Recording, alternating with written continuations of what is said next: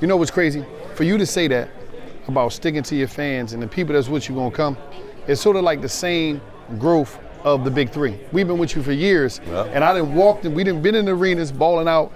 I'm talking about people coming there putting their all, I'm putting their heart out on the court for the fans. Number one, you made it affordable, and I see nothing but families coming in there. I see the mom, the dad, the son, the daughter, like it's families. How is you able to scale, but yes, take care of the people? We're not trying to get rich off tickets. Okay. We're not trying to get rich off tickets. You can't get rich off tickets in sports, or you shouldn't try to. Yeah.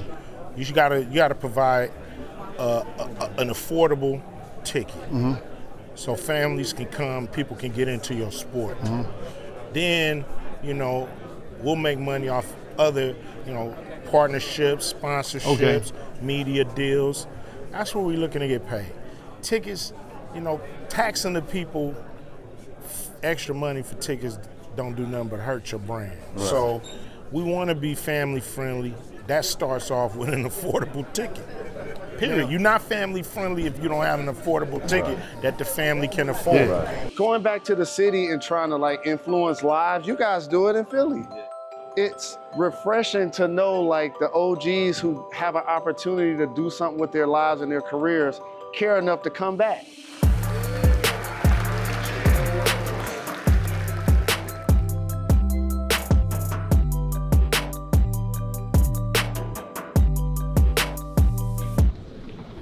It's my pleasure to present the Ice Cube Impact Award to my friend, my hero, Jaylen Rose. Thank you.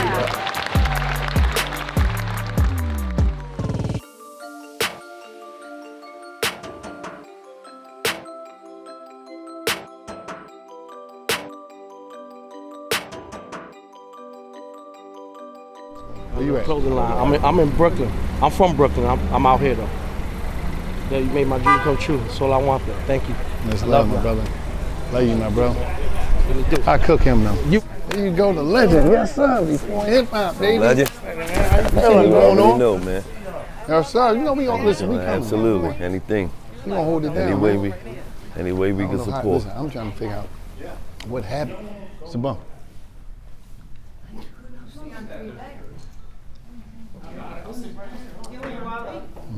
You doing? I'm good. Hi. Loving life. I'm good, man. Thank y'all for being here. We got to be here for all you. the time. You to. already know, man. You do more than just show up. Yeah, we got to. For all your brilliance and God-given ability, I just love y'all. Posters. Oh man. Oh, when you scan it. Remember when Slam called us in and we did the photo shoots? Yeah. Remember Chris Webber and Yeah, that's me and Gil. They Slam called us in. I did Iverson, Yeah. Damian Gillard, Chauncey Gillups, Yeah, they called it. Gilbert Arenas. We did a promo with them. And we both lefties. Yeah. Late Jalen. Are you? What's up? You been peeping my game out there? You been seeing my game? Yeah, I set screens for him. Yeah, man. Come on, man. You hating, man. That's crazy. You just Same, hey, you tell Cube the same shit. Yo, I'm ready, Cube. Like, swing the ball to Gillie, man. Cube be having me working the bench, man. You be hating on me, man. Yeah. Go ahead, Wallo. You look good on the bench, Wallo. Let's get a pick in there.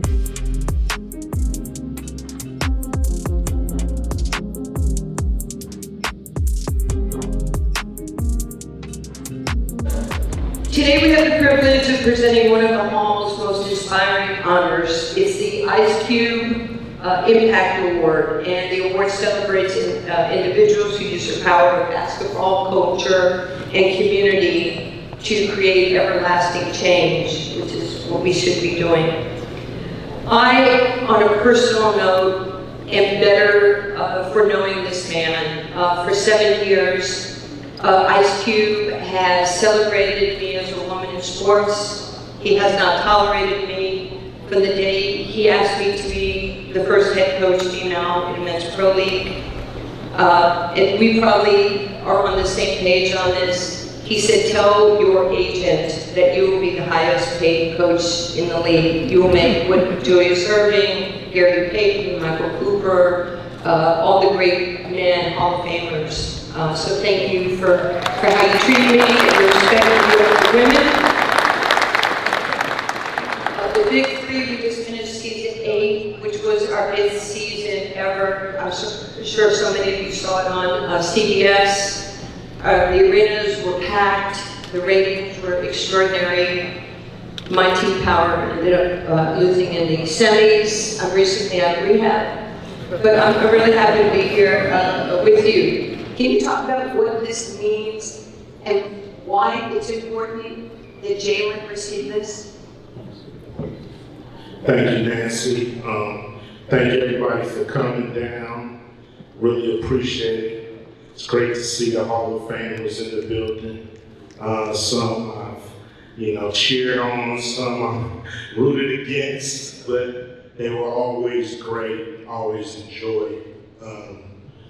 Them putting their blood, sweat, and tears on the court to entertain us. I'm a big basketball fan, and this has got to be the biggest treat of my career. Been nominated, and I'm in the Rock and Roll Hall of Fame. I got a star on the Walk of Fame. I got my handprints in front of the Chinese Theater, but nothing to me is as great as having the Ice Cube Impact Award right here in this great building, right here. Top stuff. I want to thank John and everybody here at the Hall of Fame who even thought about me as a person that deserves something like the Ice Cube Impact Award. Such a great honor. And thank you, Nancy. Nancy has been the best thing to happen to the Big Three. She's been a great ambassador for our league. Always steps up and always helps us to, progress and, gain more fans, more acceptance in the sports world. Love you, Nancy. 2-time Coach of the Year. She's won a championship. She's been to 2 championships. There's no more deserving person to be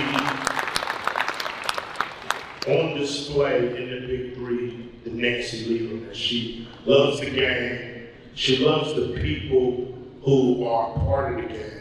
And we love her for that. And, this award is very, important to me. What I wanted to do, as you guys can see, I said about 5'10". No, I'm lying, 5'9". And I didn't play basketball in the pros, as you know. I played a lot. The YMCA, Inglewood, shout out to Inglewood, Los Angeles. And grew up playing the game in my backyard and loving the game. And never thought that I would be a part of basketball at this level. Started the Big Three as a fan. I wanted to see guys who probably wasn't able to play 82 games no more or 100 games, but they could still play the game at a high level. And there was no league where I could see these guys who still wanted to play, who may have found themselves out of the NBA for whatever reason. And so starting this league with great Hall of Famers was very important.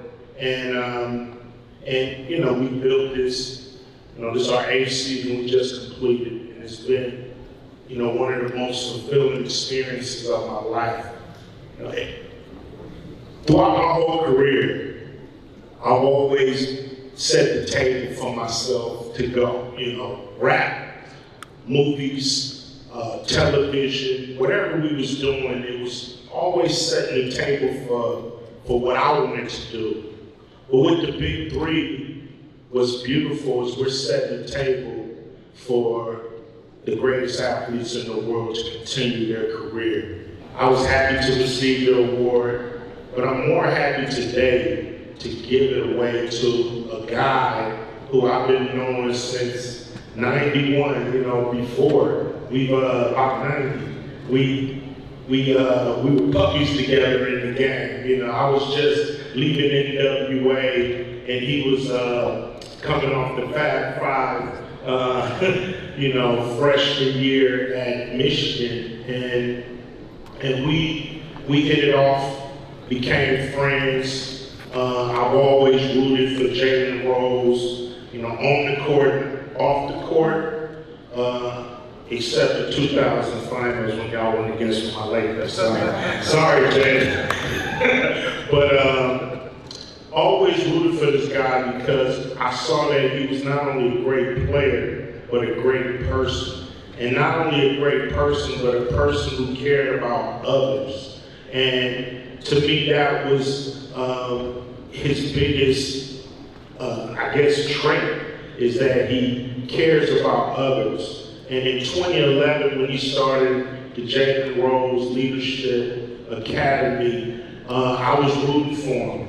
And to look and see what they've done, to look at their graduation rate, and to also look at the other things that he's done in Detroit for the community. There's nobody more deserving of the Ice Cube Impact Award than my man Jaylen Rose. So if you guys give it up for a great guy, Jaylen Rose, one of the best things ever do on the court and off the court.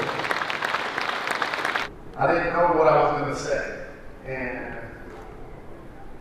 watching today happen, it just reminded me of my basketball journey and how it was tied to rap music and hip hop.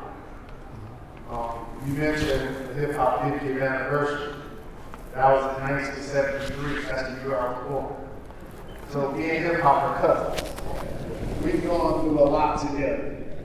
We've gone through a lot. And just watching rap music become a popular genre that has taken over the world. You can't sell a product, you can't have a commercial, you can't do anything without embracing rap music and hip hop. And for those that don't know, this man had so very much to do with it. I never told you this, but in high school, my friends nicknamed me Jinx because I was your right-hand man, and you didn't know it. I was your DJ. Let them tell it. And watching you grow and the amazing things you've done as a husband, as a father, as a leader in your community, as an artist, actor, a producer, a writer, I always try to be the sports version of you.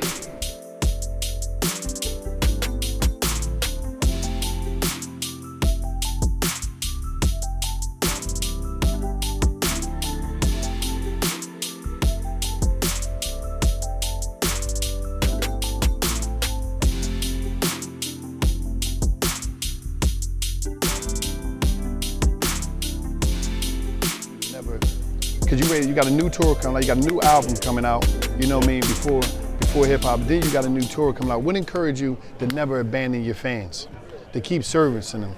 That's all you got. It's all about your core fans. Mm-hmm. Everybody else got to get in where they fit in. And some artists, it takes some time to figure that out. Some artists, you come out, you big, you hot, then you start to try to, expand.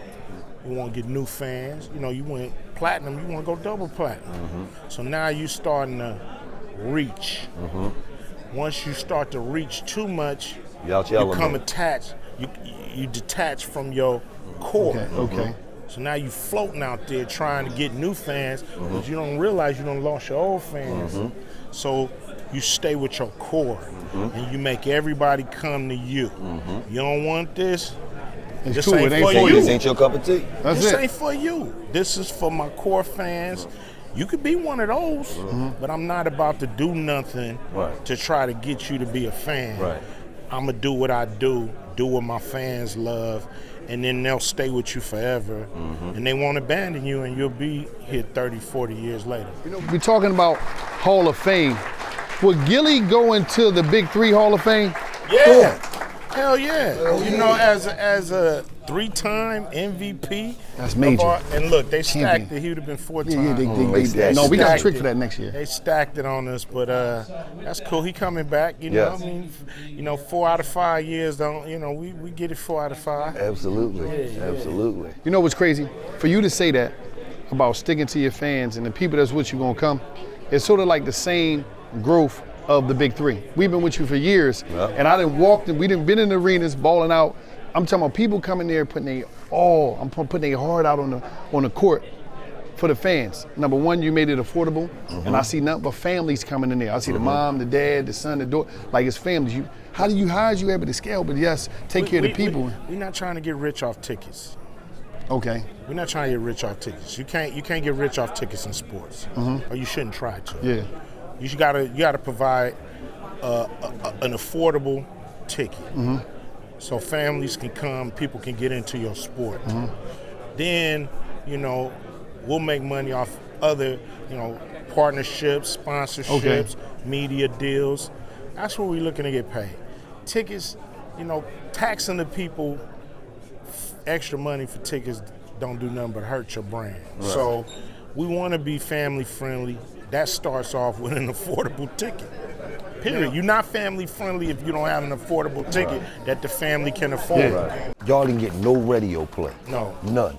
And I'm a kid that's 12 years old at the time. Yeah. I'm in Philadelphia, and I'm like, police coming straight in front of underground. Like, yo, I got it bad because I'm brown.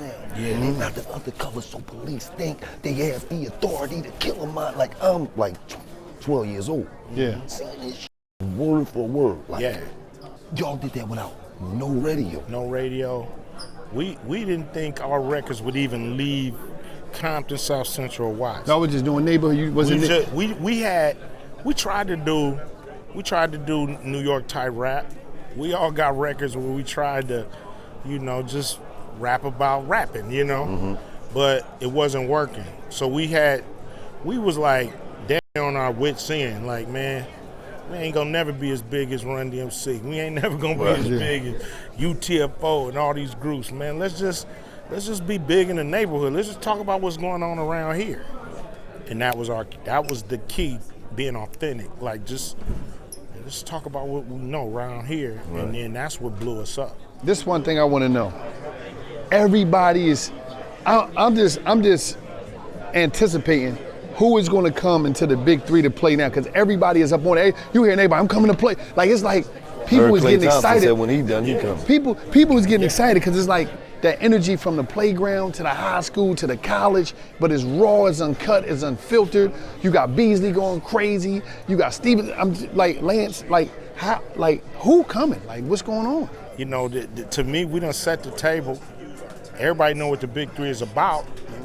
Bring your game. You know what I mean? Do I have to call you? Yeah. I mean, do I have to actually pick up the phone? Or here we are, man. Right. It's like, when the game is going on at the park, show up if you're ready. Right. If I got to call you, you ain't ready. Not be ready. You might not be ready. You might not be ready. If I got to beg you to play, you might not be ready. I don't even want you to play. Right.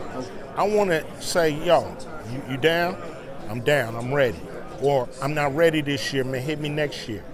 Cool. I mean, all that. Because you want the players that still, they on the cusp of still playing in the league, but they not there, but they still love the game. And they got that chip on their shoulder. Yeah. They got that chip. Right. They still want to. Like when you first started it out, it was people, you had professionals really that had a chip on it. You could tell they was like, oh, all right, but y'all don't think I'm good enough no more? Okay. So that's the players you want, because it ain't about your name, it's about your game. Absolutely. Yeah. Straight up. Cube got an album coming out that's going to be so important to the game because it's like posing a question for people to think before hip hop. Yeah. What was life like before hip hop? Because I couldn't even imagine it because we grew up and we living in it. It was dry. Picture no representation, really. You never really got a chance to, as far as teenagers and youngsters and 20-somethings, and they had no way to communicate with each other. We didn't have no news networks. It was only 5 channels at the time. So we didn't have no way to really express ourselves. Dudes play sports, but most of the time before Muhammad Ali, you know, when they got the mic, they was like, yeah, we scored the ball, we did the thing, we did that, and that was it. You know, Muhammad Ali started bringing out the, yo, man, we got swag, we got flavor. You know, we ain't just scores and this. We real people, and it started that movement, that attitude of, man, let's be ourselves, man. We got to be ourselves out here. So before hip hop was dry, man, there was no way for, if I live in, y'all in Philly, I'm in LA, I didn't know nothing that was going on in Philly. I didn't know nothing was going on in New York, just LA. And through rap music, through hip hop, I started to see, you know, what was going on out there is the same as going on out here. We all going through similar things, but before hip hop, it was dry, man. We didn't have no voice. It's funny he said that about Muhammad Ali, because in one of our earlier posts, I said Muhammad Ali was the first rapper. He's the original rapper. I said he just ain't had no album He's out. the original rapper because, here's why he's the original rapper. Because the bravado, you know what I mean? Like, it's in rap, but Ali was like, yo, I'm gonna beat your ass in this round, and I can if beat you your talk ass. slick, I'll put you down to 6. Thank you. So, you know what I mean? so it was something behind the words. Right. You know what I mean? It was like, yo, you know, I could really do this to you. So it was potent. It was more potent. And I think, you know, from then on, everybody started picking it up as a thing to do. You know, it was just talking, man, at another level, you know? Could you say that rap was the first social media? For us, without a doubt. This is how hip hop became so big. We were able to hear stories from different parts of the country, and they were similar to the shit we was going through. So we was like more connected because of the music. We felt more of a community. Without the music, we was fragmented. It was just you from there. Didn't know what you was going through. You didn't know what we was going through. And we didn't have no way to relate to each other.